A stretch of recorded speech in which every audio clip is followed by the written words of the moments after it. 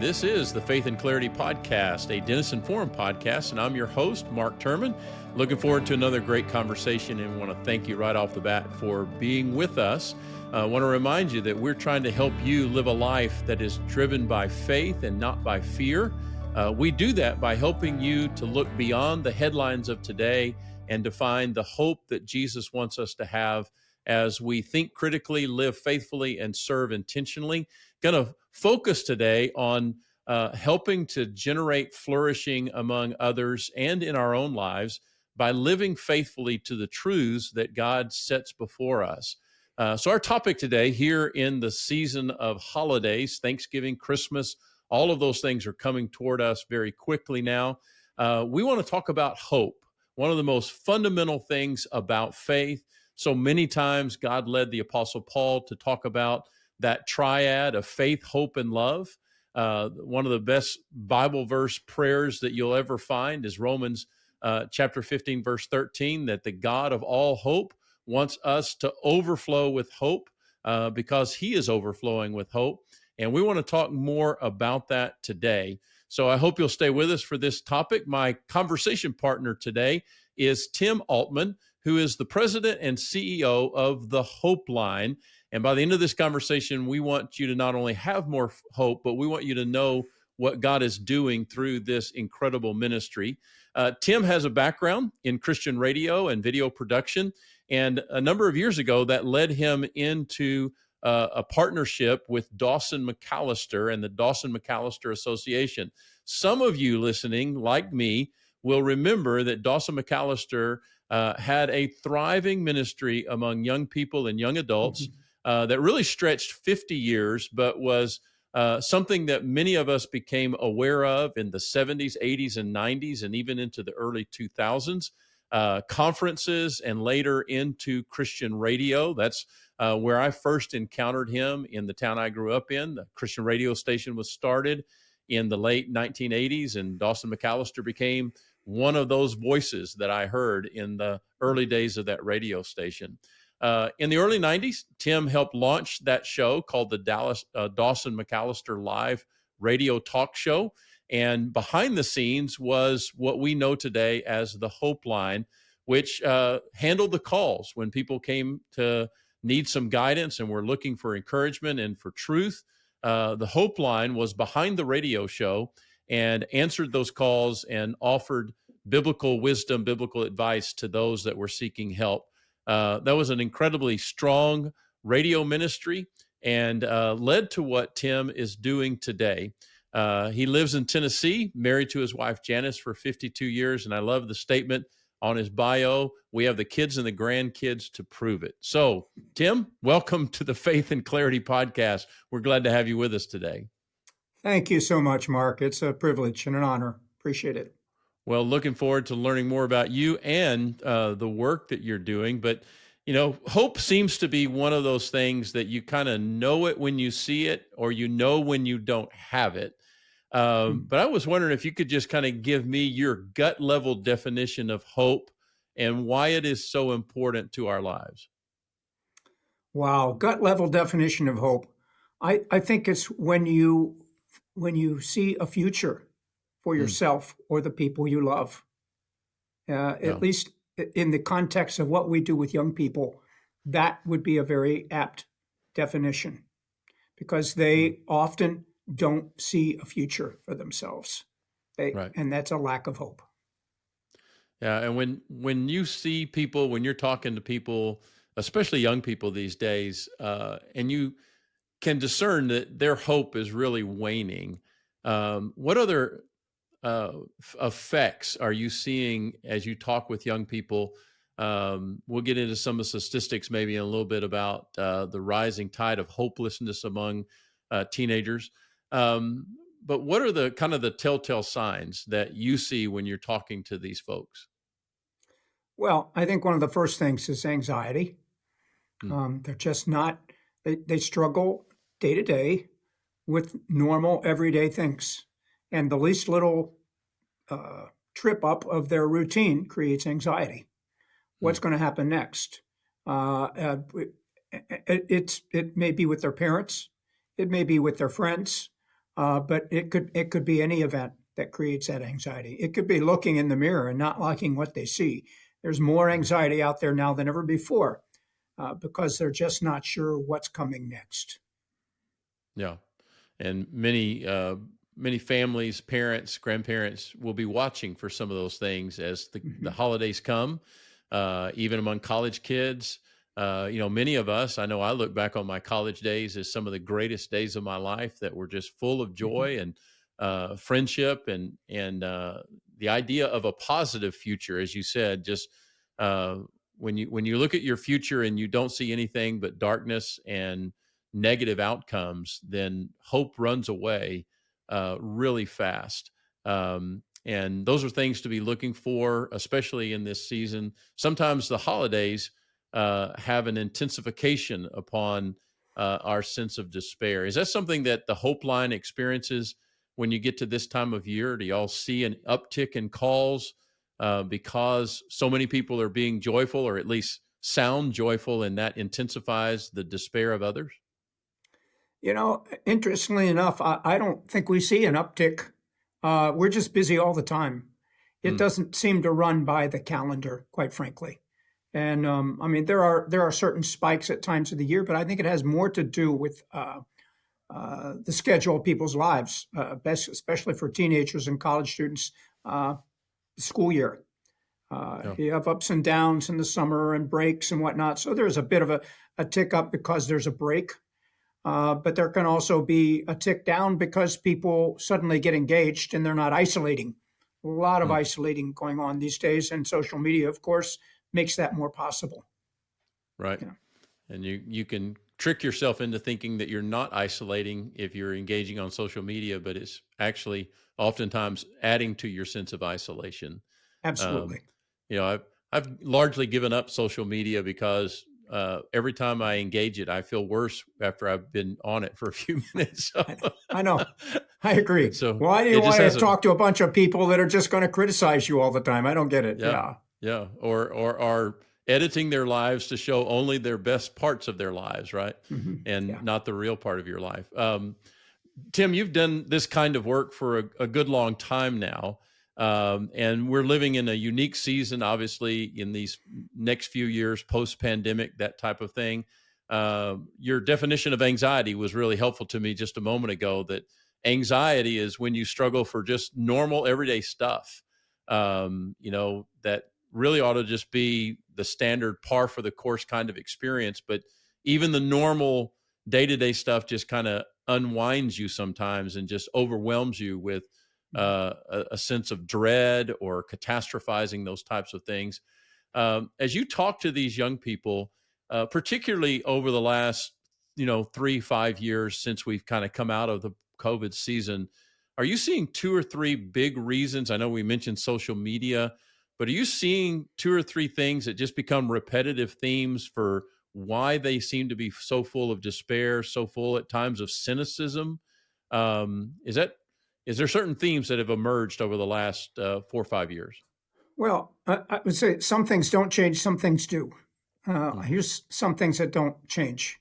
I think at some point in our lives, we all ask the question, who am I? right. Why am I here? And increasingly, am I lovable? Which Mm, is a great big one. Am I that is a lovable? good. Yeah, And that and is that's big. that's growing. There is a Surgeon General came out with a report not long ago, about a year ago, it was an alert about parents. It was based on research from the APA, American Psychological Association, that said 41% of parents are so stressed most days that they can't function. Wow. That was the accurate statement. 41% so stressed most days that they can't function. Hmm. Now, 41% of parents are so stressed they can't function. What kind of hope do students and young adults have? Yeah. How are young people going to function? How are they going to avoid anxiety and fear if their parents are barely getting by? Mm, And so we have an epidemic in this country that's much bigger than kids. Kids are naturally hopeful, but when they see everything around them collapsing, including those closest relationships, those who are supposed to love them and protect them, they're going to fall into anxiety and fear. And then that just continues to spiral into other kinds of self-destructive relationships and actions.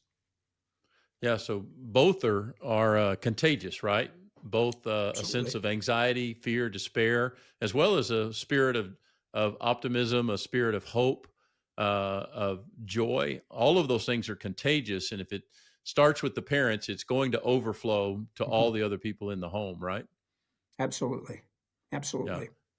So as I continue to learn more about the Hope Line, I saw some of the indicators on your website. I love this idea that the ministry is about reaching, rescuing, and restoring young people who are Mhm. struggling to have hope. Give us a little bit of what those words mean to you and to the ministry, and some of the history and mission behind the Hope Line. Well, I'll go back, as you said in the introduction. Dawson and I were friends first from the late 70s. Uh, got the opportunity to come and work with him in the late 80s. And so we had a long friendship. And as long as I've known him, he was always a pioneer. He always, first of all, he was stuck in youth ministry, never wanted to do anything else, never wanted to do anything but talk to kids, never, he wasn't drawn to adult things. He used to Mm. call himself the world's oldest teenager uh, because he often acted like one. And I mean that in the best sense Yeah. of the word. He could just relate to kids so well. And he always said, I don't, my goal really, what God's really put in my heart is I want to go to the worst of them and I want to go there first. Mm. I want to build a rescue shop a yard from hell. Mm. A poem by a 19th century English missionary, C.T. Studd. And one of the lines in the poem you're familiar with, it says, "Some want to live within the sound of church and chapel bell. I want to build a rescue shop within a yard of hell." And that was kind of his mission statement for his international missions that he did in Africa and China. And Dawson adopted that. He loved that. Let's build a rescue shop within a yard of hell because that's where kids are and that's Mm. where they need to be rescued from. That's where we need to reach them. That's where we need to rescue them. And hopefully then we can pull them back to a place where they can find restoration. So, talk about how the Hope Line actually plays a part in that. Is um, anchored in a radio show. We don't have exactly those same kinds of radio shows now. There's some, I Mm-mm. guess, but not exactly the same. But much more in an internet world.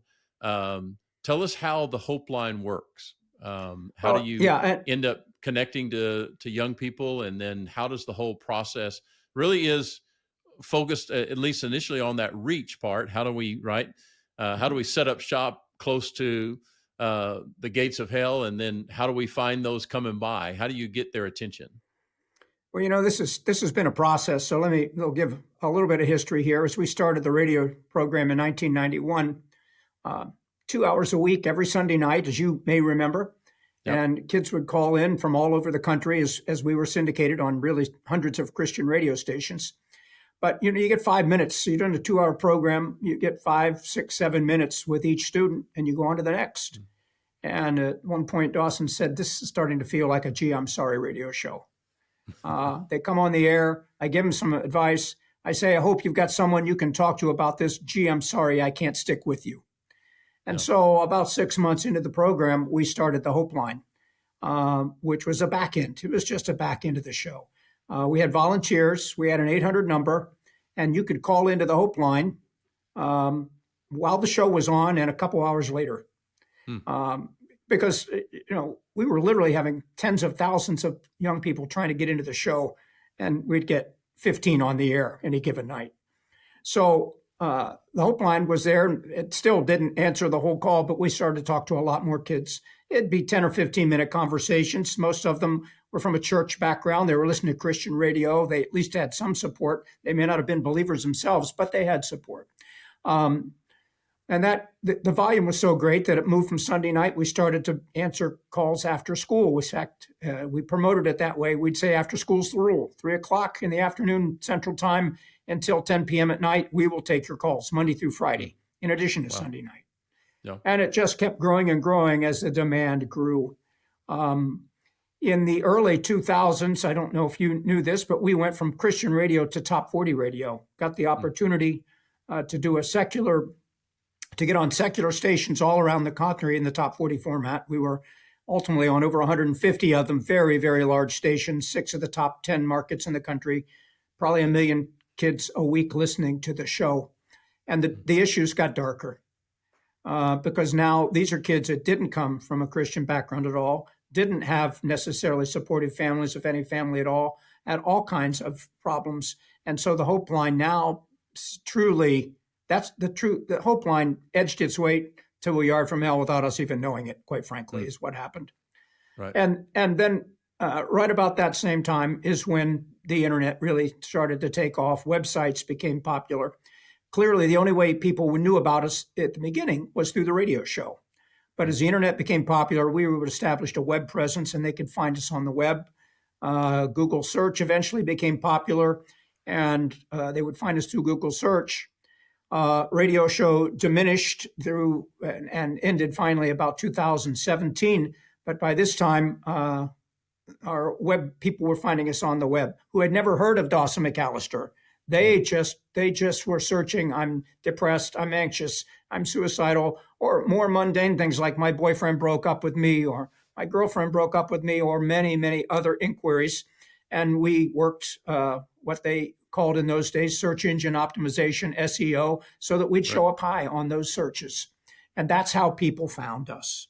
And that was really how the Hope Line kind of grew into what it is today. And it's standalone. It's a ministry on its own. It was the succession plan to Dawson. And, God's succession plan. We didn't exactly plan it that way, but that's how it turned out. Right.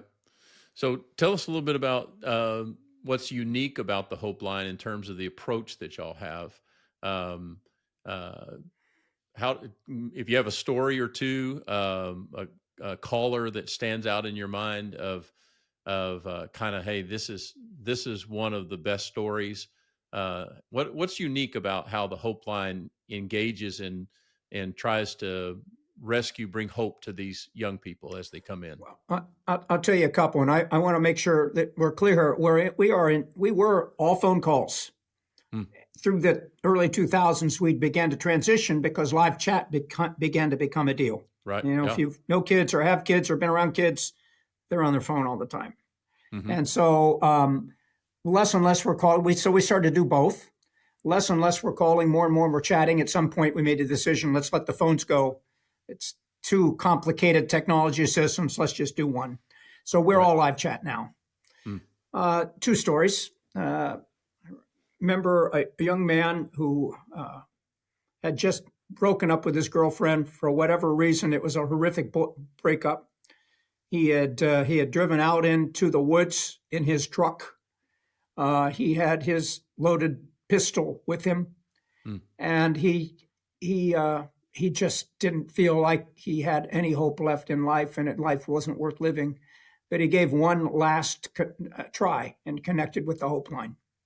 And our Hope coach was able to talk him through this desperate situation. And the bottom line to this is, he didn't think he was worth anything because he didn't know who he was. And so one of the very first things we always do is we listen. We have a model, by the way, and I'll go through this. But the first part of that model is listening very carefully, listening without judging, listening without giving advice. You need to hear who they are before you move on. And so as we listen to all of his story and encouraging him along the way, I mean, the very fact that we listened was encouraging to him. Right. Yep. And then you get the opportunity to try to help correct his thinking. And the most serious mistake in thinking is not knowing who we are. And by the way, this happens to us as Christians too. We forget who we are.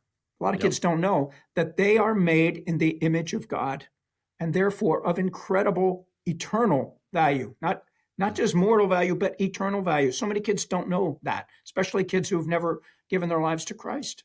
And so we're able to begin to talk them into understanding that. So many say, never heard that before.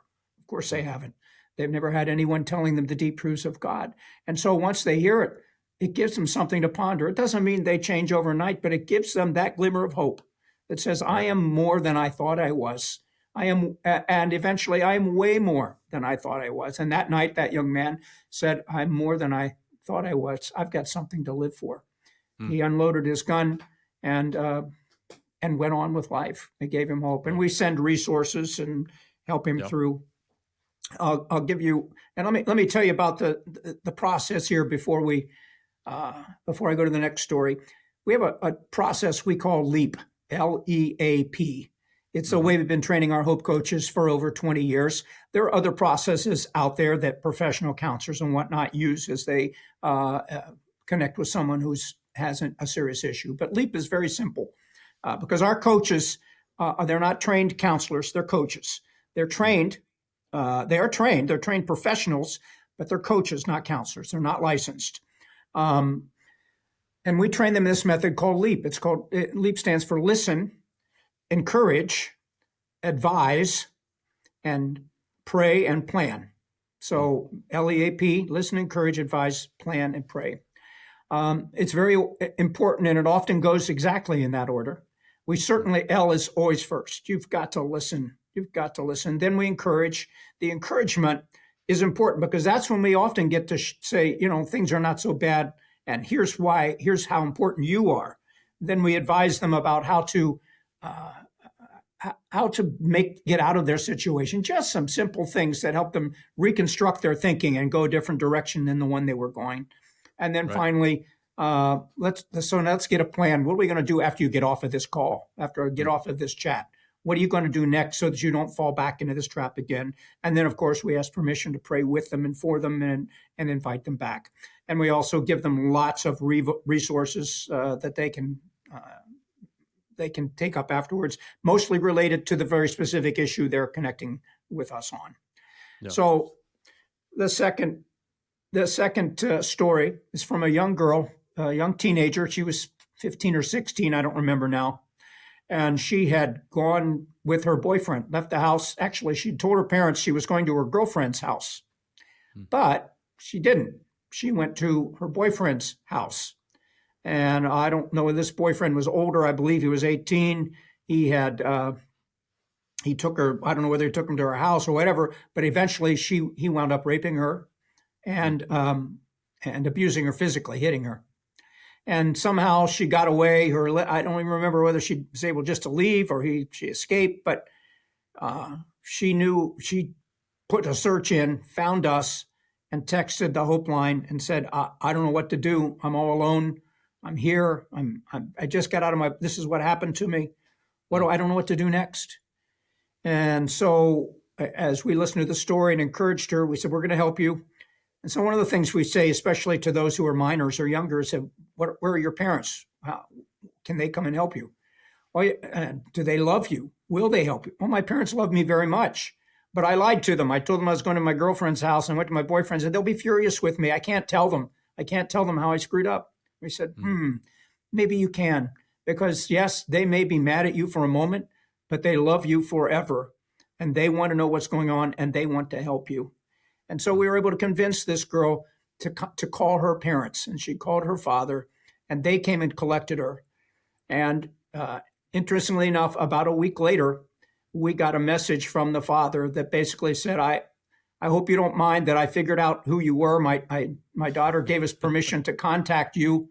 I want to thank you for saving my daughter's life and for convincing her to contact us. I don't know much about you, but you guys are amazing. And I just want to thank you again. And so I can't say that we get a lot of parents getting back to us like that, but that was a full circle moment. Yeah. And where we got a girl who was truly, truly, truly in a crisis and able to rescue her just by some clear thinking, just by putting her back to a support network she already had. She was one of those, not 41%. Her parents were not in the 41% of anxiety-ridden people. They were there and ready to help her.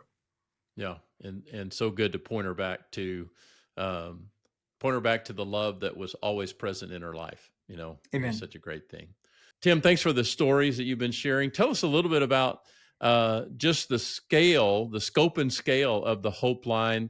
What are the numbers of people that you're able to reach? You mentioned the Hope coaches.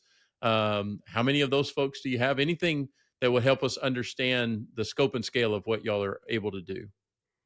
Well, first of all, I think it's important to understand that we are a 24/7 operation. Mm. The Hope Line is operating around the clock.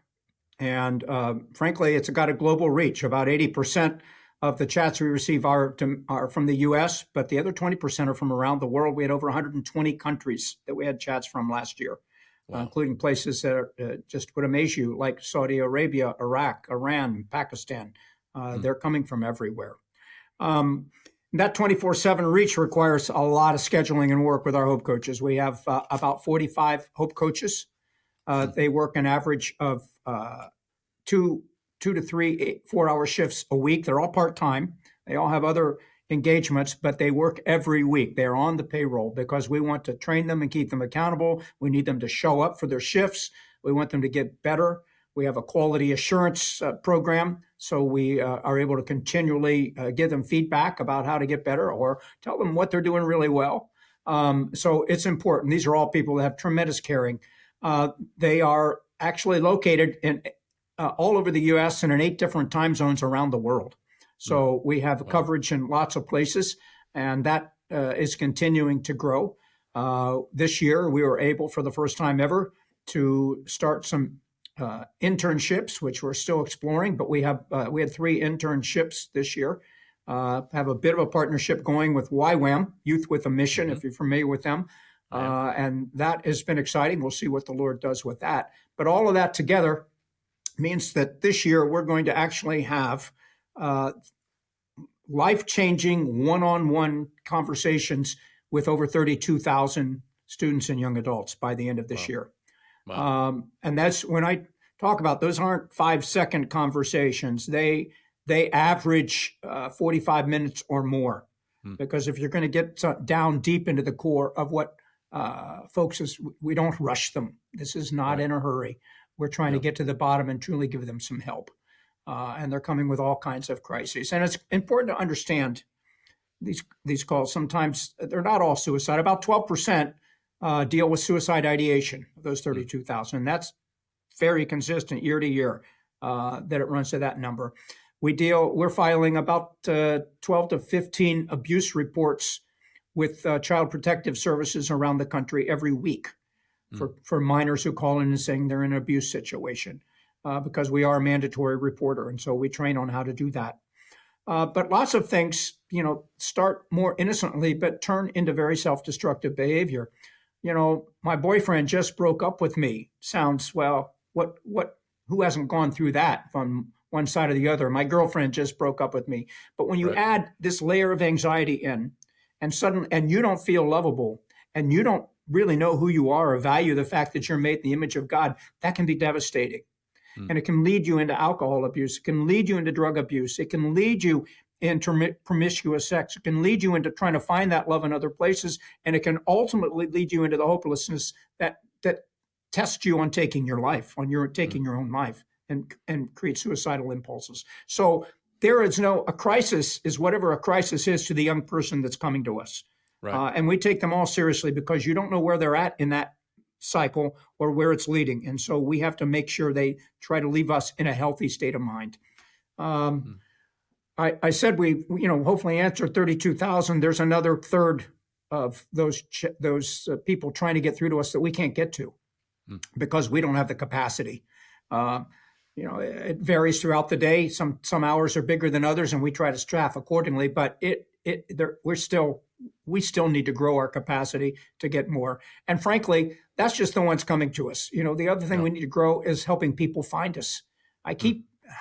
One of the most painful things people tell me is, you're the best kept secret in the country. I'm going, oh gosh, I don't want to be the best kept secret. How do I get out and do it? It's expensive to get kind of brand awareness. It's expensive to get in front of kids who need you, but we're working all the time to do that. And frankly, we have a dream. It's a vision that one day soon, we're not going to answer 32,000 chats. We're going to answer over 300,000 chats. We want to grow 10 times from where we are right now, not for growth's sake, but because I know there are millions and millions and millions of teenagers who are struggling and young adults who need to find hope. And they need to find Christ. Frankly, our mission statement's pretty simple. we want to nurture young people through crisis to Christ. That's it. Yeah. And that's what we try to do every single day. And a spiritual conversation in the hopes of getting to make a gospel presentation, in the hopes of a young person coming to a decision is part of every single chat we do. Yeah. And so in line with the ministry of Jesus, right? Of Jesus encountering so many people in the midst of some kind of a crisis and trying to help them get from that crisis to a place of true salvation and a place, where they can connect to Jesus as the wellspring of hope that never runs dry. Just such a great thing. Amen. I was just curious, where do you find your hope coaches? Maybe our conversation today is something that God will use to spark somebody to investigate the Hope Line, maybe consider becoming a hope coach. Where do you find them? In churches and all kinds of places? How do they connect to you? It's interesting. We've never really advertised for, Oh, wow. we've never done job search. Yep. We started off with a handful back in the day, and they talk to their friends. Our hope coaches love to do what they do so much. They're people who obviously they're geared to do what they do. And they're going, I've got a friend who I think would enjoy this very much.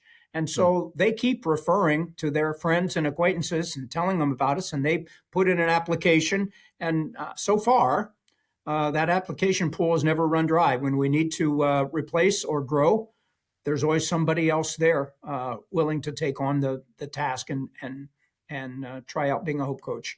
It's not a forever job. As I said, it's part-time. Part of that is because, if you're familiar with professional therapy, one of our board members is a licensed therapy and had a counseling business. And he said a full load for a therapist is 20 hours a week, because you can't, more than that, you're just going to burn yourself out. You can't keep up with more than that. The rest of it is in, paperwork and whatnot. And so, we've got them on basically 8 to 12 hours a week, which is already, half to more than half of a full load. And they've got other jobs that they're doing. So it's an interesting, we work very hard at self-care. We work very hard at keeping them connected and energized. They encourage one another. It's amazing how much they encourage one another. But a culture of care for them is as important as the culture of care for the kids who we're trying to serve. So that's important. So more and more are coming. As I talked about the kind of informal partnership with YWAM, one of the great things that happened there is we started to recruit a couple of YWAMers. We found them through friends, and they came on, and they recruited other YWAMers. And it is such a perfect fit, because these are young people that are already given their lives to missions, at least the early part of their lives. They're already doing work that's very similar. And so when they come on and they get the training we give them, and they get the reps all week, every week, all week long, it makes them so much better at engaging conversations. They are now able to go out and have difficult and crisis conversations in a much better way than they ever were before. They've all said this enhances our ministry. So we feel like not only are we helping young people across the world directly with chats, but we're training slowly but surely a legion of folks who can go out in their daily lives, whether it's ministry, other things, and make them really good at what they do. Yeah. In fact, can I go ahead? Yeah. Go ahead. I was going to say that transition, in line with that, we would like to. We're going to start producing an event next year. Okay. We're calling it Ready, Set, Leap, and we're going to take it into churches, and it's going to be primarily to train parents how to have these important conversations with their students. The students in their house, because frankly, they aren't happening. What we've discovered time and time again is kids saying, "Oh, my parents are too busy." Do your parents love you? Yes. I know they love me. Do you love them? Yes. Well, why aren't you talking to them? Well, they're too busy. They're working too much. Mom or dad is never home. Whatever. They have all kinds of reasons why they think their parents aren't talking to them. Then you ask the parents, why aren't you talking to your kids about their issues? Well, we want to, but they don't seem interested, or they don't trust us, or they're too busy for us. It's the same thing, both directions. And so we're trying to break down, we think we can break down those barriers, get upstream of the problem, so that less of those kids need to come to us, and they'll go out to their parents. And the more we train, the less they need to come to us. That's the whole goal. Yeah, absolutely. Tim, you haven't said anything about it, but I would want all of our audience to know that all of what you're doing at the Hope Line is free. These young Mm. people coming to you, looking for some guidance, looking for some help, at times in very desperate places of loneliness and of pain and of despair. How in the world does this ministry happen? How are you funded so that you can provide this resource? Mm. Well, thank you, Mark, for bringing that up. We are free because we don't. Jesus didn't ever charge anyone for helping them, Mm, and we just yeah, think we can't go to kids, especially unbelieving kids, and ask them to pay. In fact, a lot of the kids say to us, "You mean you're doing this for free? What's this going to cost? Nothing." And this yeah, is real people. You're not a bot, right? No, we're not a bot. It's real people. yep, So it's important that we offer this service. How do we do it? We have generous donors. We are entirely donor supported, mm, and I'm amazed at the folks that say well, I tell you what happens. Kids say I had a problem when I was a teenager, and I don't want other teenagers to have to go through what I went through, or they just God's just motivated them. So we are entirely donor supported, and yes, it is there's almost nobody else that's doing what we do the way we do it. And the reason is it's very, very expensive to do it really well. mm, We are a premium service in my mind. If I was paying for this, if we were charging for this, it would be expensive yeah, because these kids, for the same thing we tell them, they're made in the image of God and of eternal value. Well, if they are of eternal value, we better do our best work for them. We don't need to give them any schlock. This is not a discount live chat coaching service. This is the best we can possibly do. We want to do a Rolls Royce service for them because they are kings and queens of the universe, but they don't know it yet. And so mm, we want to help them grow into that heritage that God has given them. And one day, hopefully, if they give their lives to Christ, rule with Him for eternity throughout the heavens. That's how important they are. And that's why we give our very best. And that's why it's expensive. yeah. Well, I'm so grateful for donors. We both are carried along by a bunch of faithful people who are generous Amen. with the resources that God has entrusted to them, and we're grateful for that. All the ways that we can be grateful, and that allows us and enables us to be able to try to bring hope and clarity and the gospel to people in every way we can in a digital format where things are biblical and they're relevant and they're accessible and they're free to those that need them. Tim, sometimes ministries have websites that are for the people they're trying to serve, in this case, teenagers, young adults, and then they have a separate website for maybe donors. Is that the case for the Hope Line? Or are there a couple of It is websites you not. would, okay. Where would Well, you we've want tried. people to go and find you? Yeah. Yeah. Yeah. Well, first of all, I would love people to go to thehopeline.com. It's just like it sounds, the Hope Line, TheHopeline.com. And our site's over 1,000 pages long because it's filled with resources for students. I've got Mm, over 50 topics we deal with. These topics are rich and deep, uh, and lots of resources so they can even self-refer themselves to organizations. They may not all chat with us. We had mhm, 50,000 people come to our website last month. Certainly not all of them chatted with us by any means. A lot of them found help for their issues without going there.